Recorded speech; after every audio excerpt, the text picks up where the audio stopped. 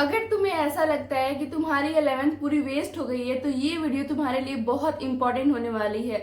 हर साल हजारों students 11th waste कर देते हैं, लेकिन उनमें से ही कुछ एक नीट क्रैक भी करते हैं। डिफरेंस क्या है?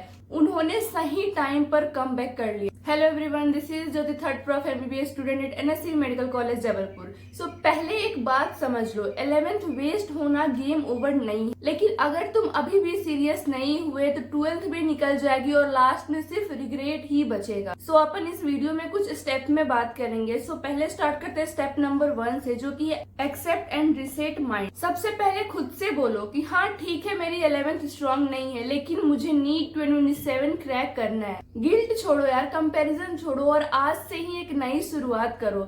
नेक्स्ट बात करते हैं स्टेप नंबर 2, जो कि है 11th plus 12th parallel strategy.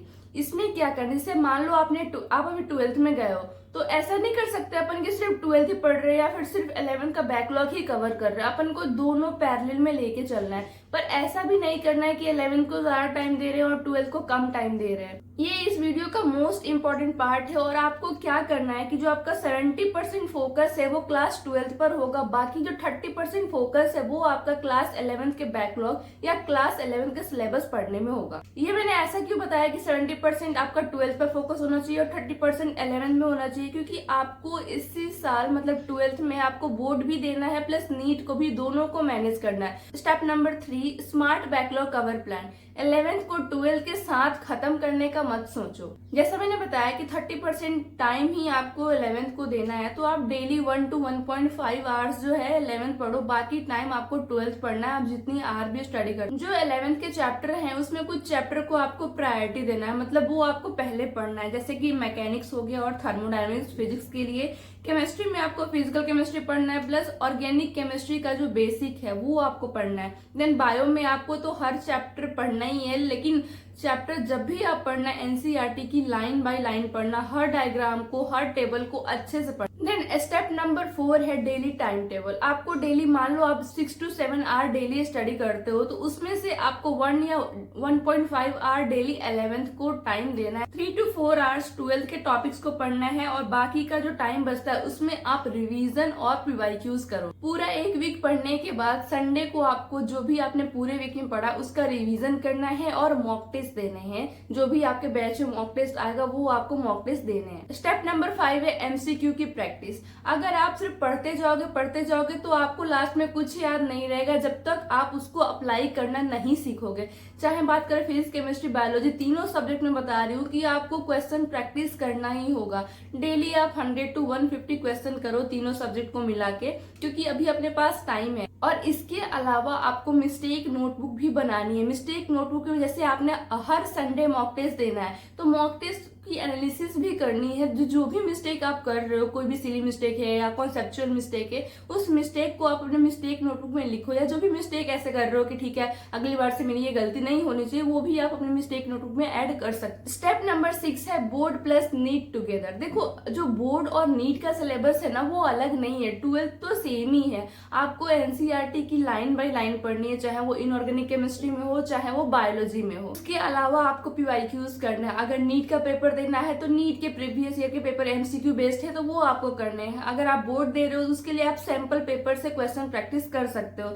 उसके अलावा जो भी डायग्राम है, डेफिनेशन है, वो आपको अच्छे से पढ़ना है। स्टेप नंबर 7 है मंथली टारगेट। मंथ के एंड में आप खुद से पूछो कि क्या आपका 12th का सिलेबस ट्रैक पर है, क्या आपके 11th के बैकलॉग्स कम हो रहे हैं, क्या क्वेश्चन बन रहे हैं आपसे, मॉक टेस्ट में मार्क्स इंप्रूव हो रहा है या नहीं हो रहा है। अगर ये सारी चीजें नहीं हो रही ना, तो भाई आप गलत स्ट्रेटेजी बना रहे हो, गलत तरीके से पढ़ रहे हो। अपनी स्ट्रेटेजी को चेंज कर। देन एक इम्पॉर्टेंट चीज कि बहुत सारे बच्चों का मैसेज आता है कि मेंटरशिप का डिटेल क्या है, मेंटरशिप में क्या होता है। तो यार, अगर आपके पास कोई भी फैमिली मेंबर में पेरेंट्स हो गए, ब्रदर सिस्टर हो गए, आपके पास कोई ऐसा नहीं है आपको गाइड करने का, आपको पूछने का कि आपने टारगेट कंप्लीट किया या नहीं किया, आप डेली टारगेट्स बना रहे हो या नहीं बना रहे हो, तो इसलिए आप मेंटरशिप ग्रुप को ज्वाइन करते हो। हमने एक पर्सनल मेंटर से प्रोग्राम बनाया है जिसमें आपको डेली पर्सनल टारगेट मिलेंगे। डेली पर्सनल टारगेट का मतलब है आपकी जो कंडीशन है उसके अकॉर्डिंग आपको डेली टारगेट्स दिए जाएंगे, प्लस आपने पूरे दिन में आपने टारगेट किया या नहीं किया, कहाँ तक पढ़ लिया, कितना पढ़ लिया, सब कुछ पूछा जाता है। उसके अलावा जूम मीटिंग भी होती है। बच्चों के रिक्वायरमेंट के बेसिस पर जूम मीटिंग होती है कि सारे बच्चे अपने प्रॉब्लम्स को शेयर कर पाए। और मान लो कोई एक बच्चा अपनी प्रॉब्लम बताता है तो वो बहुत सारे बच्चों का कॉमन प्रॉब्लम भी होता है, लेकिन सब वो बताना नहीं चाहते या बता नहीं पाते हैं, तो इसलिए जूम मीटिंग होती है। उसके अलावा व्हाट्सएप का ग्रुप है जिसमें आपको किसी भी क्वेश्चन में डाउट आता है तो वो आप पूछ सकते हो। देन शॉर्ट नोट्स भी अपन प्रोवाइड करते हैं, लेकिन बनाने शॉर्ट नोट्स आपको आपकी हैंडराइटिंग में ही है, बस फॉर रेफरेंस हम शॉर्ट नोट्स भी प्रोवाइड करते हैं। इसके अलावा मंथली पर्सनल टारगेट्स होगा, तो आपको एक मंथ में कितना सिलेबस कंप्लीट करना है, कितने चैप्टर्स पढ़ लेने हैं, तो मंथली टारगेट्स भी होगा। आप मॉक टेस्ट देते हो तो आपके मॉक टेस्ट में क्या क्या मिस्टेक हो रहे हैं, कैसे इस मिस्टेक को सुधारना है, तो ये सारी चीजें बताई जाएंगी। उसके अलावा आपके स्कोर को इम्प्रूव किया जाएगा, कैसे कर सकते हो इम्प्रूव, या आपके जो इम्प्रूवमेंट स्कोर है वो भी देखा जाएगा, ग्राफ क्या जा रहा है आपका, आप इम्प्रूव कर रहे हो या नहीं कर रहे हो। अब एक बात ध्यान से सुन लो, टॉपर वो नहीं होता जिसने गलती नहीं की हो। ठीक है, आपने गलती की है, लेकिन अब उस गलती को सुधारो। अगर आपने पूरे साल पढ़ाई नहीं की, 11th कुछ भी नहीं पढ़ा, तो अभी पढ़ना स्टार्ट करो।